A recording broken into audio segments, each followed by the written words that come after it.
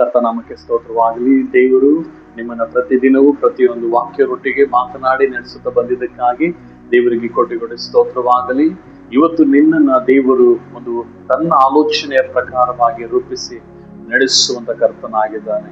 ಎಷ್ಟೋ ಜನಗಳು ತಮಗಾಗಿ ಸ್ವಾರ್ಥದಿಂದ ನಮ್ಮನ್ನು ಉಪಯೋಗ ಮಾಡಿಕೊಳ್ಳುವಂಥದ್ದು ಉಂಟು.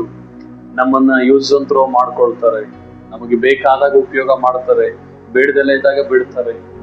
ಇಂಥ ಒಂದು ಪರಿಸ್ಥಿತಿಯಲ್ಲಿರುವಂತ ನಿಮ್ಮನ್ನ ದೇವರು ಇವತ್ತು ಹೇಳ್ತಾ ಇದ್ದಾರೆ, ನಿನ್ನನ್ನ ಯಾವ ರೀತಿ ದೇವರು ರೂಪಾಂತರಗೊಂಡಿದ್ದಾರೆ, ಯಾವ ರೀತಿ ನಿನ್ನನ್ನ ಸೃಷ್ಟಿ ಮಾಡಿದ್ದಾರೆ, ನಿನಗೆ ಮೊದಲು ಅದು ತಿಳಿದುಕೊಳ್ಳಬೇಕು.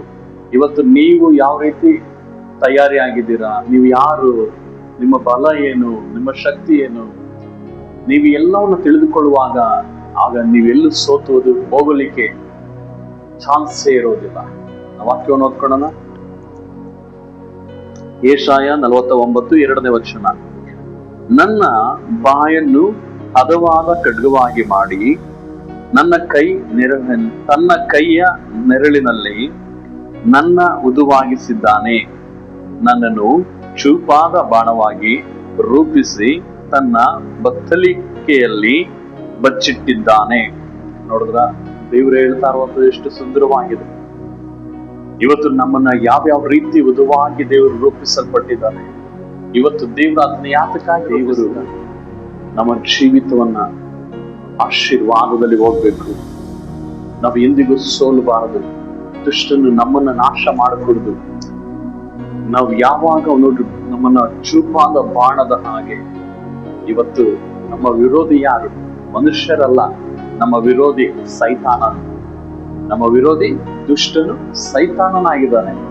ಇವತ್ತು ಅವನನ್ನು ಎದುರಿಸ್ಬೇಕು ಅಂದ್ರೆ ನಾವು ಈ ರೀತಿಯಾಗಿ ಮಾಡ್ಕೊಡ್ಬೇಕು ಅನ್ನೋದು ದೇವರಿಗೆ ಚೆನ್ನಾಗಿ ಗೊತ್ತು. ದೇವರು ಎಂದಿಗೂ ನಮ್ಮನ್ನ ಲಾಭವಾಗಿ ಉಪಯೋಗ ಮಾಡೋದೇ ಇಲ್ಲ. ಆತನು ಎಂದಿಗೂ ಬಲವಂತವಾಗಿ ಆತನು ಎಂದಿಗೂ ಯಾರನ್ನು ಕರೆದಿದ್ದು ಇಲ್ಲ. ಆತನ ಪ್ರೀತಿಯನ್ನು ಅವರೇ ಅರಿತುಕೊಂಡು ಅವರು ಕೂಗುವಾಗ ಆತನು ಹೋಗ್ತಾನೆ. ಅವ್ರು ಕರೆಯಲ್ಪಟ್ಟಾಗ ಆತನು ಹೋಗ್ತಾನೆ. ನೀನು ನಿಜವಾದ ದೇವರೇ ಆಗಿದ್ರೆ ಇವತ್ತು ನನಗೆ ಕಾಣ್ಬೇಕು ಎಂಬುದಾಗಿ ಹೇಳದಂತ ಎಷ್ಟೋ ಸೇವಕರುಗಳಿದ್ದಾರೆ. ಅವರಿಗೆ ದೇವರು ಪ್ರತ್ಯಕ್ಷ ಆಗಿದುಂಟು.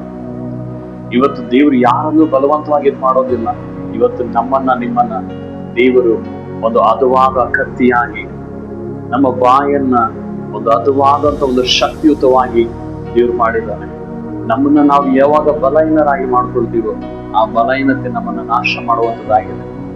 ಇವತ್ತು ನಿನ್ನ ಸೋಲಿಗೆ ಕಾರಣ ಸೈತಾನನಾಗ್ಲಿ ಇಲ್ಲ ಮತ್ತೊಬ್ಬರಾಗ್ಲಿ ಅಲ್ಲ. ನಿನ್ನ ಸೋಲಿಗೆ ಕಾರಣ ನೀನೇ. ನಿನ್ನನ್ನ ನೀನು ಎಲ್ಲಿವರೆಗೂ ಬಲಹೀನರಾಗಿ ನೀನು ನೋಡ್ತೀಯೋ ಆಗ ನಿನ್ನ ಸೋಲು ಆಗ್ಲೇ ಬರೋದು. ಇವತ್ತು ನೀನು ಯಾವಾಗ ಬಲಶಾಲಿ ಅಂತ ನೀನು ಅಂದ್ಕೊಳ್ತೀಯೋ ನೀನು ಸೋಲುವಂತ ಸಮಯದಲ್ಲೂ ನೀನು ಜಯವಂತ ಅಂತೀಯ. ಯಾಕಂದ್ರೆ ದೇವರು ನಿನ್ನನ್ನು ಆ ರೀತಿಯಾಗಿ ರೂಪಿಸಿದ್ದಾರೆ. ನೋಡ್ರಿ, ದೇವ್ರು ಹೇಳ್ತಾರೆ, ನನ್ನ ಬಾಯನ್ನು ಹದವಾದ ಖಡ್ಗವಾಗಿ. ಇವತ್ತು ನಿನ್ನ ಬಾಯಲ್ಲಿ ದೇವ್ರ ಶಕ್ತಿ ಇಟ್ಟಿದ್ದಾರೆ. ಆ ಬಾಯಿಂದ ಹೊರಡುವಂತ ಒಂದೊಂದು ಮಾತುಗಳು ಸೈತಾನನ ನಿರ್ಮೂಲನೆ ಮಾಡ್ತದೆ, ದುಷ್ಟನನ್ನ ನಿರ್ಮೂಲನೆ ಮಾಡ್ತದೆ. ಇವತ್ತು ನಿನ್ನ ಜೀವಿತದಲ್ಲಿ, ನಿನ್ನ ಭವಿಷ್ಯದಲ್ಲಿ ನಿನ್ನ ಬಾಯಿ ನಿನ್ನ ಖಡ್ಗವಾಗಿ ದೇವ್ರು ಮಾಡಿದ್ದಾರೆ. ನಿನ್ನ ನಾಲಿಗೆಯಿಂದ ಏನನ್ನು ಹೇಳ್ತೀವಿ ಅದು ನಿನ್ನ ಲೈಫ್ ಅಲ್ಲಿ ನಡೀತದೆ. ದುಷ್ಟನನ್ನ ದೇವರು ಸಂಹಾರ ಮಾಡ್ತಾರೆ ನೀನು ಮಾತಾಡುವಂತ ಆಜ್ಞಾಪನೆ ಮಾಡಿದಾಗ. ಅದಾದ್ಮೇಲೆ ನೋಡ್ರಿ, ಚೂಪಾದ ಬಾಣವಾಗಿ ರೂಪಿಸಿದಾನೆ. ಒಂದು ಚೂಪಾದ ಬಾಣ, ಏನಕ್ಕಾಗಿ ಅದು ಬಾಣ ಉಪಯೋಗ ಮಾಡ್ತಾರೆ? ದುಷ್ಟನು, ಶತ್ರುಗಳು ನಾವು ವಿರುದ್ಧವಾಗಿ ಬರುವಾಗ ಬಾಣವನ್ನು ಬಿಡುವಂತದ್ದಾಗಿರ್ತದೆ. ಇವತ್ತು ನಿನ್ನ ಜೀವಿತದಲ್ಲೂ ಅಷ್ಟೇ ಬಾಣವಾಗಿ ಮಾಡಿದ್ದಾರೆ. ಆದರೆ ನೀನು ಸಂಪೂರ್ಣವಾಗಿ ನೀನು ಯಾವುದೇ ಉಪಯೋಗ ಇಲ್ಲದ ಹಾಗೆ ಇದ್ದೀಯ. ನಿನ್ನನ್ನ ನೀನೇ ಬಲಹೀನನ ಮಾಡ್ಕೊಳ್ತೀಯ.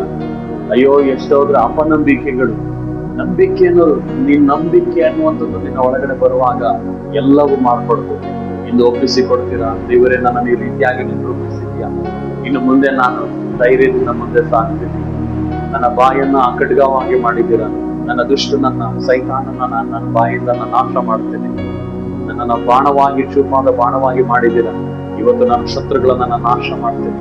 ನಾನು ಎಂದಿಗೂ ನಂಬಿಕೆ ಕಳ್ಕೊಳ್ಳೋದಿಲ್ಲ. ನಾನು ಧೈರ್ಯವಾಗಿ ಮುಂದೆ ಇರ್ತೀನಿ. ಹೆಚ್ಚಿನ ಹೇಳುವನು ಕರ್ತನೆ ಸ್ತೋತ್ರ ಅಪ್ಪ.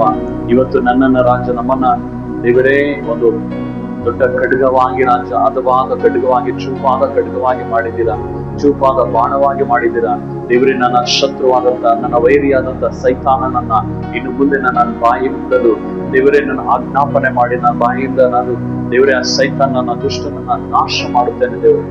ನಿನ್ನ ಕೃಪೆ ದಯ ಬಿಡುಗಡೆ ಆಗ್ಲಪ್ಪ, ನಿನ್ನ ಮಹಿಮೆ ಶಕ್ತಿ ಬಿಡುಗಡೆ ಆಗ್ಲಿ. ಸೈತಾನನ ಶಕ್ತಿಗಳನ್ನ ಲಯ ಮಾಡಿದ ದೇವರೇ, ಇಂದು ನೀವು ನಮ್ಮನ್ನ ಈ ರೀತಿಯಾಗಿ ರೂಪಿಸಿದ್ದಕ್ಕಾಗಿ ಸ್ತೋತ್ರ.